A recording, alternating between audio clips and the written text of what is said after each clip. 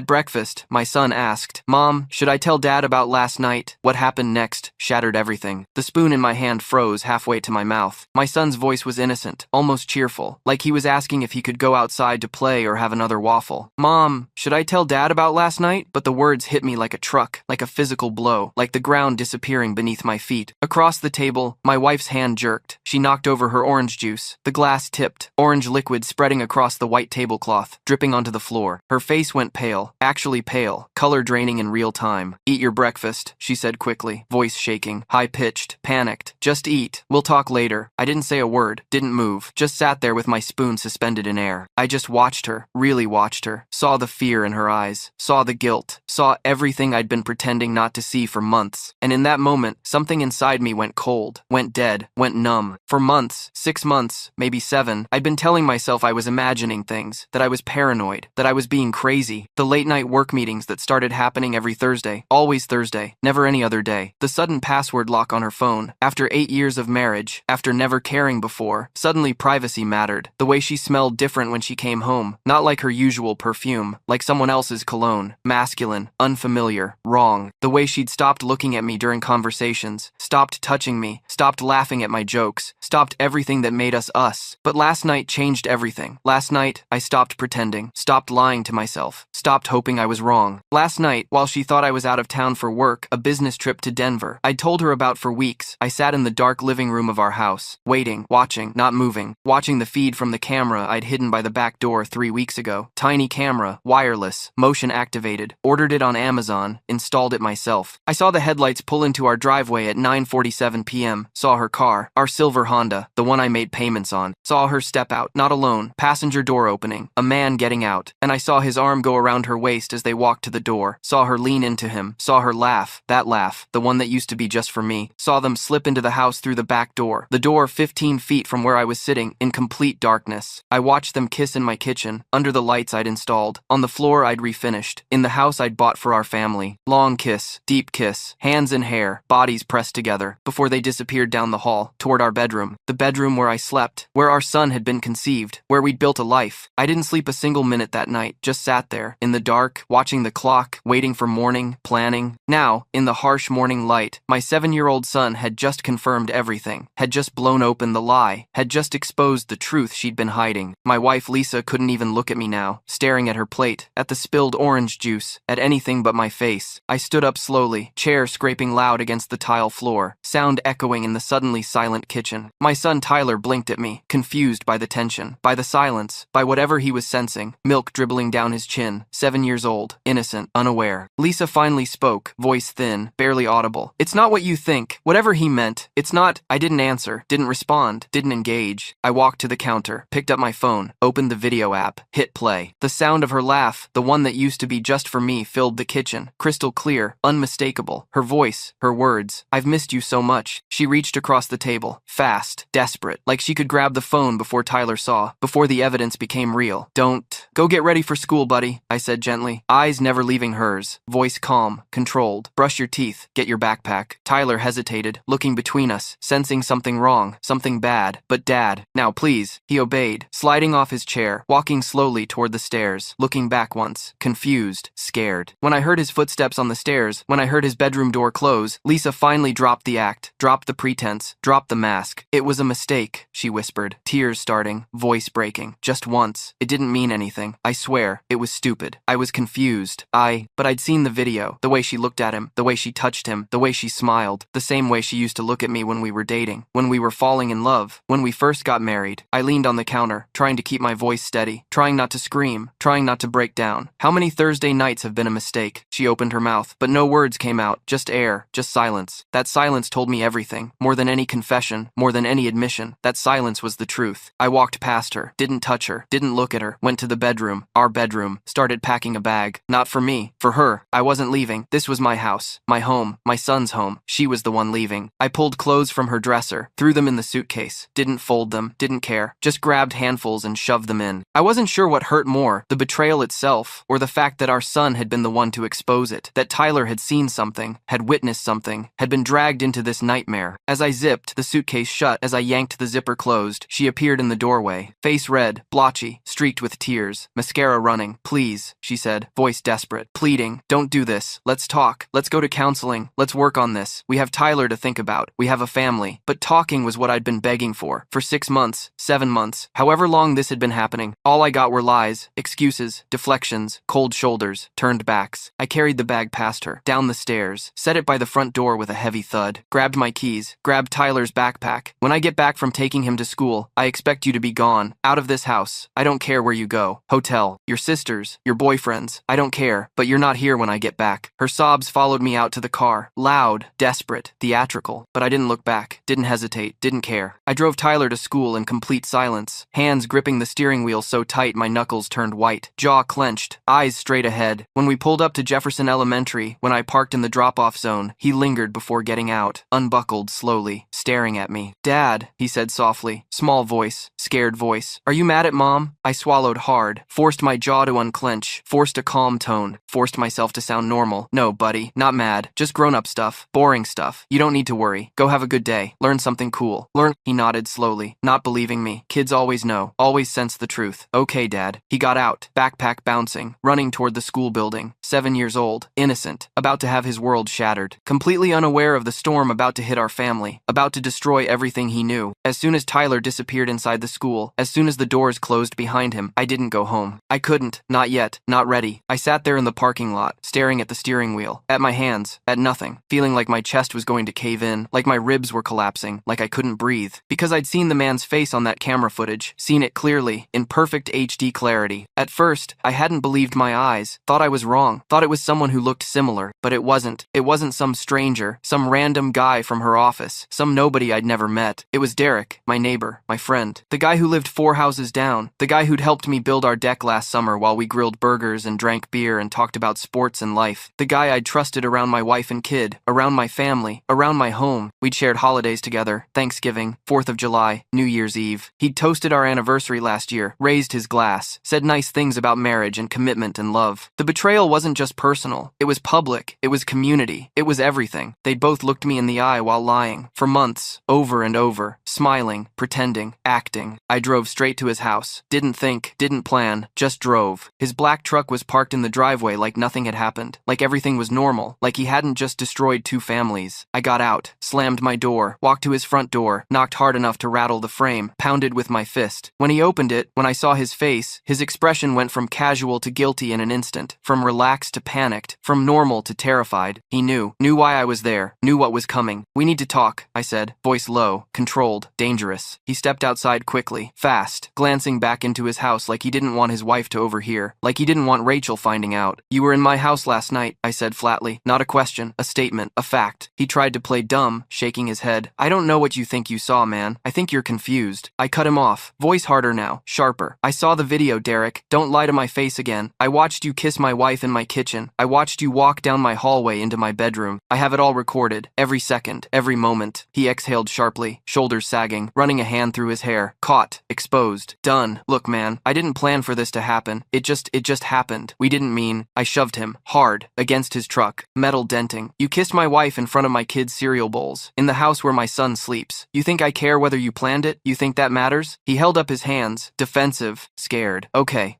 you're right. I'm sorry. It wasn't just once. We've been seeing each other for a few months, since summer, maybe longer. The calm way he said it, the casual admission made me want to put him through the windshield, made me want to destroy him, but I didn't hit him, didn't lose control, stepped back instead, breathing hard, fists clenched. You're going to tell Rachel, I said finally, voice cold. Final. You're going to tell your wife today, before I do, and if you don't, if I have to tell her, I'll show her the video myself. Every second of it. His eyes widened, actually widened. Wait, what? You can't, today, by noon, or I come back with my laptop. He nodded slowly, realizing I wasn't bluffing, realizing this was real. Fine, I'll tell her, I'll do it. I turned and walked away, back to my car, left him standing there, broken, exposed, terrified. When I got home, Lisa was sitting on the couch, waiting, suitcase still by the door where I'd left it, face blotchy from crying, eyes red, makeup destroyed. She looked up when I walked in, hopeful, desperate. Did you take him to school? Is he okay? I nodded but didn't sit down, didn't get comfortable. Yes, and I talked to Derek. Her face transformed, eyes widening, color draining. You what? I talked to him, your boyfriend. boyfriend. Had a nice conversation in his driveway. She flinched like I'd slapped her, like I'd hit her. He's telling Rachel today, before noon, and when he does, this whole thing is going to explode. Everyone's going to know. The whole neighborhood, Tyler's school, your family, everyone. I hope you're ready for that. She covered her face with her hands, sobbed, loud, dramatic. You're destroying everything. Our family, our life. Tyler, I didn't destroy anything, I said coldly, ice in my voice. You did. When you brought him into our home, into our bed, you destroyed this. An hour later, 10:47 a.m., there was a knock on the door, loud, urgent, aggressive. I opened it. Rachel stood there, Derek's wife, pale, shaking, eyes red from crying. He told me, she said quietly, voice broken, everything, all of it, the Thursdays, the lies, everything. I nodded. Come in. We sat at my kitchen table, two strangers connected by betrayal, by shared pain, by destruction. How long have you known? She asked. I found out last night, installed a camera a month ago when I started suspecting. I was tired of feeling crazy, tired of being told I was paranoid. She nodded, understanding. You're not crazy. I thought I was losing my mind, thought I was imagining things, but I wasn't. We sat in silence for a while, just breathing, just existing, just processing. Then she pulled out a folded piece of paper from her purse, opened it. I made a list. Every night he came home late, every excuse he gave, every lie. I think it lines up with what you saw. I unfolded it. Read it. 23 dates, 23 Thursdays, 23 lies. More dates than I wanted to believe, more nights than I'd suspected. This wasn't some one-off mistake, some moment of weakness, some accident. This was a routine, a pattern, a relationship, a deliberate choice made over and over. So what now? She asked, voice breaking. What do we do? I'm filing for divorce, I said. Today, this afternoon. I'm not dragging this out, not giving her a chance to manipulate me, to convince me it was nothing. I'm done. She nodded slowly. I think I'm going to leave him too. I think I have to. I can't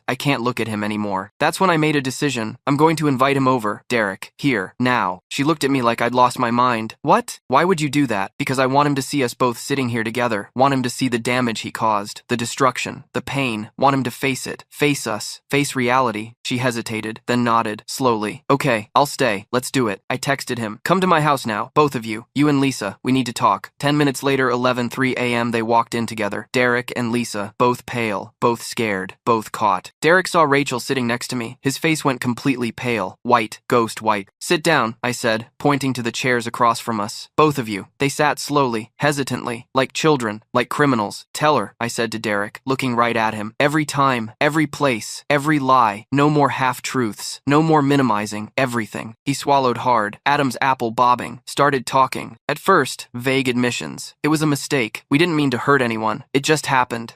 But under our stares, under the weight of our silence, he went into detail. The nights, the dates, the lies, the excuses, the planning, the hotels, the sneaking, all of it. Rachel sat there silent at first, tears streaming, listening, processing, until he got to the part about the night of her birthday, September 14th, 3 months ago, when he told her he had to work late. Emergency at the office. Crisis he couldn't avoid, but had really been at my house, with Lisa, in my bed. You ruined my birthday to sleep with her, Rachel said, standing up suddenly, voice shaking with fury, with rage, with heartbreak. You let me sit there alone at the restaurant waiting for you while you were here, with her, in their bed. We're done, she said, voice steady now. Final. Pack your things tonight. You're out. Out of my house. Out of my life. Out. Out. Derek turned to me then, maybe expecting mercy, maybe expecting understanding, maybe expecting something. I gave him nothing, just cold silence. And you are never coming near my son again, I said, voice like ice. If I see you on my property, I call the police. If you talk to Tyler, I call the police. If you even look at him, I call the police. You're done. Finished. Gone. He nodded, looking like a man who just realized his entire life had been ripped apart, destroyed, ended. When they left, when Derek and Lisa walked out together one last time, the house felt eerily quiet, empty, different. That felt final, Rachel said. It was, I said. Now we start over, both of us, from nothing, from scratch. And for the first time in months, for the first time since I'd started suspecting I could breathe,